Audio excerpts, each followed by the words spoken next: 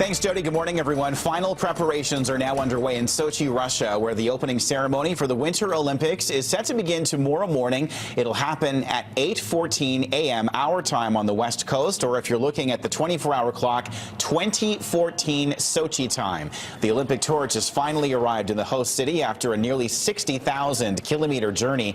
Organizers say there will be a record number of world dignitaries attending tomorrow's ceremony. That's triple the amount who attended the 2010 opening ceremony here in Vancouver. Tens of thousands of police and military personnel have been deployed to Sochi in an attempt to keep the region as safe as possible.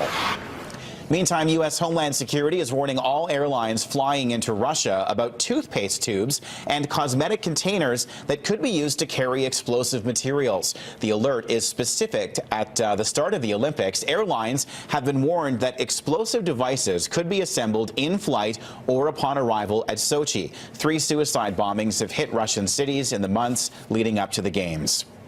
Olympic protests have centered on Vladimir Putin and Russian authorities, but activists want you to remember the corporations that are sponsoring the Games. A crowd of protesters rallied in Vancouver at this McDonald's restaurant at Main and Terminal last night. The focus of the event, Russia's crackdown on gay rights. A similar scene played out at other McDonald's around the world. Demonstrators entered the restaurants asking workers if they could order some human rights.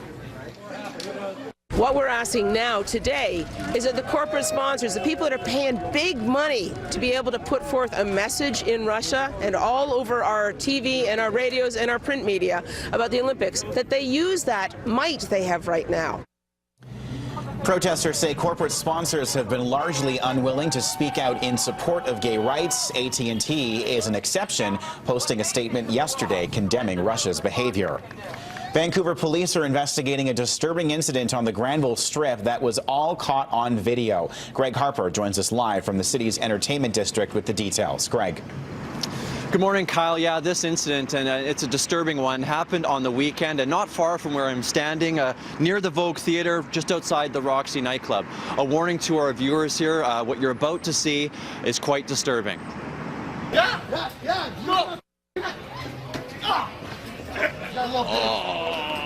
So someone in the crowd had a smartphone and started to film this. And in the video, a man can be seen offering 2 men $40 to kick them in the groin. He does this as a crowd of onlookers cheer him on. In both cases, the man kicks his victims multiple times, appearing not to be satisfied. And in both cases, he ends up taking the money back. He actually chased down one of his victims after kicking him. This happened around 3 a.m. on Sunday morning. Now, the Vancouver Police Department are saying they weren't called to the scene, but someone sent them the link to the YouTube video, and right now investigators are looking over it. Kyle? That's just ridiculous. Thanks for that. Greg Harper reporting live this morning in downtown Vancouver. Surrey RCMP are looking for a man who carjacked a vehicle last night after failing to do so to another car. Police believe the suspect first bear sprayed a male driver who refused to give up the keys to his car. It's then believed the man walked a few blocks away where he sprayed a female driver before stealing her car. The suspect is described as an Asian man in his early 30s wearing a dark hoodie. Anyone who has information should call police. A man has been arrested following an attack on a bus driver in Surrey. The incident happened on Monday night at the Surrey Central Station bus loop. A union spokesperson says a man began hurling racist remarks at the Indo-Canadian bus driver. The man then punched the driver before running off. The 23-year-old Surrey man was arrested at his home and is well known to police. ICE is being blamed for an accident just outside the George Massey Tunnel in Richmond last night. 2 northbound vehicles collided, but fortunately no one was hurt. Richmond and Delta crews were called to deal with the crash with the truck de-icing the area.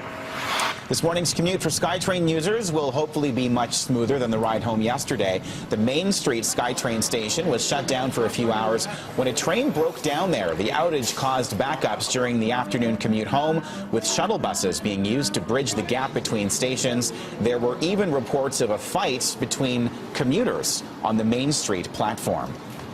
That's your news to 7:34 with a look at your morning sports now. Here's Jody.